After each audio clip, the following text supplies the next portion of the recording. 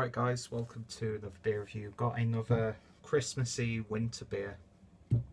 I said I wasn't going to do like a series this year, even though I only did like 6 reviews last year or something like that. But yeah, if there are like winter beers or fest beers that I've not tried before, I might do a review of them. And this one that I did do a review last year, but it was on my Mundo Squalido channel, and it was a live review that I did. But I'd forgotten to download it and then we upload it. That person's screaming again. Can you hear that? Don't know if you can hear this, guys, but there is someone outside in the hallway screaming their head off. It's probably one of the druggies that lives here who was like outside a few weeks ago, like shouting "I fucked the police up the arse" and that sort of stuff. You know, classy people.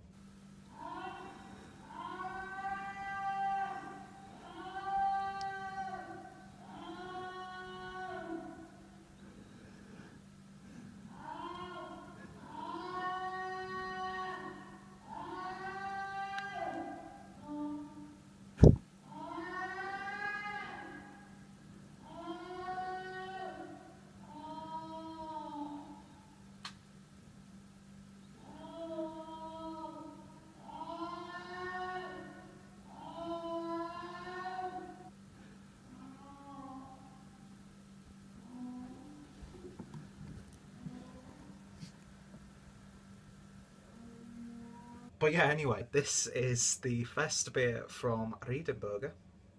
And yeah, like I said, I tried it last year, but I didn't download the live video to re-upload like I did when I re-uploaded some of my old reviews. And I thought, you know what, I'll give it another go. I remembered enjoying it, and yeah, I do enjoy the beers from Riedenburger. Nice picture of old Saint Nick there on the front. Nice metallic gold yellow colour scheme, nice typography. You've got a nice label on the neck as well, and it comes in a flip top bottle, 500 ml, coming in at 5.5%. So let's give this a try, shall we?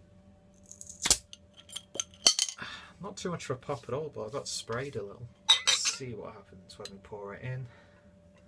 Using, I know, God forbid I use a wheat beer glass for this, but you know, I'm always about breaking conventions. Not really, I just don't have like a very satisfying 500ml glass. I mean, I've got like that big Stein, but I like to have that with specific beers. I don't know. It's always I could be quite anal about the way I drink my beer, but sometimes I'm like, just do it. And I think the beer is really nicely presented in this glass. I think you could get away with putting most beers in there. Going off topic, and beer in a glass, and that is a really nice amber orangey sort of colour. It's got a nice amount of haze in there, nice streaming carbonation all the way up to the top where it gets a little bit darker.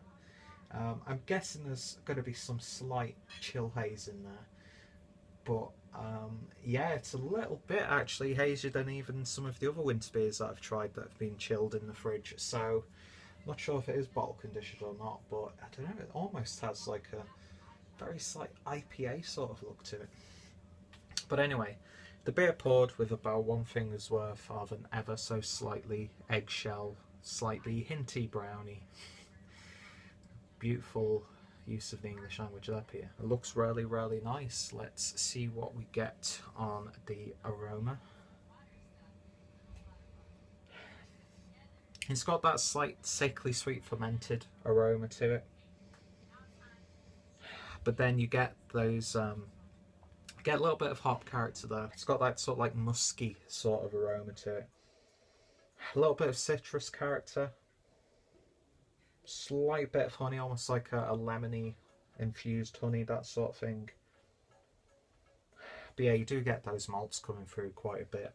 It smells not too bad actually. It's not the nicest smelling beer, but it's not a horrible smelling beer by any stretch. So let's see what we get on the taste. Cheers.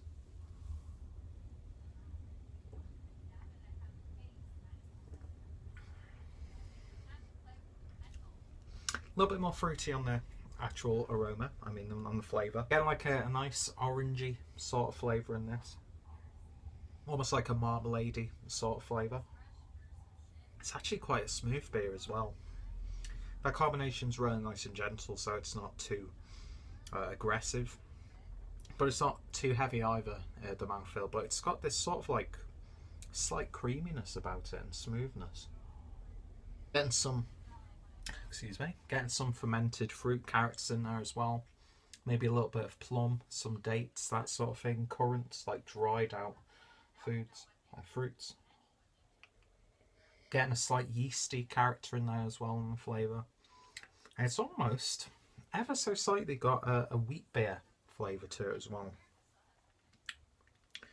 But to me this sort of tastes like a slightly fruity, fermented version of like a fest beer. Yeah, it doesn't have that like slight savoury element like some do, but on the other hand it doesn't have like this desserty, cakey, puddingy sort of sweetness. It's sort of like a weird mix of the two. The sweetness you get is more like from fruits, like as if you have got like the Christmas cake fruit mix when you like steeping them in like a liqueur, like rum, whiskey, that sort of thing. I'm getting that slight fruitiness you would expect. No alcohol, nothing like that.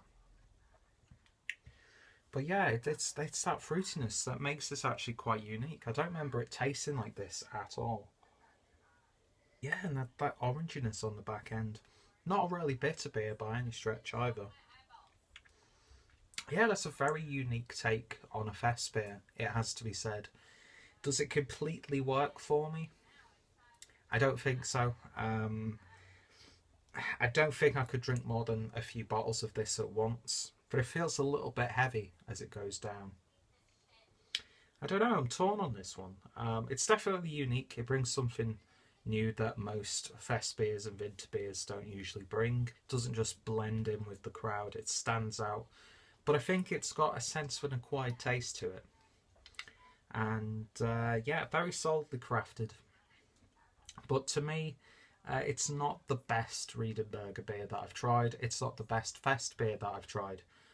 But it brings something new, so I've got to commend it for that. I could see people really enjoying this, but on the other hand, I could see people drinking this going, they taste a bit like weird, almost like slight lambic qualities to it as well. But yeah, not a bad beer at all. So in terms of a rating, I'm going to give this one an 8 out of 10. Like I said, Riedenburger, they do a very good job with their beers throughout, except their gluten-free beer that I tried. Didn't do a review of it. That was awful. I think gluten-free beers are, a no-go for the most part. Maybe I will put myself through that beer again for your enjoyment. Yeah, 8 out of 10. Not a bad beer at all. Brings something new, and yeah, recommended that you check it out. And the fact that there's English language on this bottle means that I think you might be able to get your hands on it. I know quite a few of the Riedenburger beers make it to the UK, and yeah, if you want something a little bit different on Christmas, then give this one a try. So if you've tried this beer, let me know your thoughts, opinions.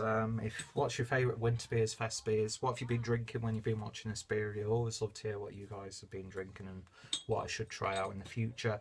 Check out my Riedenburger Brauhaus playlist down below. Check out my winter beer playlist as well. And yeah, we might do a few more of these throughout December. It depends what I can get my hands on, really. So, thank you guys for watching. I apologise if you could hear the maniac screaming outside. It's never a dull moment here, so there's always that. And yeah, the cat's done a nasty shit, and that's all I can smell. So better go clean that up. Thank you guys for watching, and I shall hopefully see you in the next video. Cheers.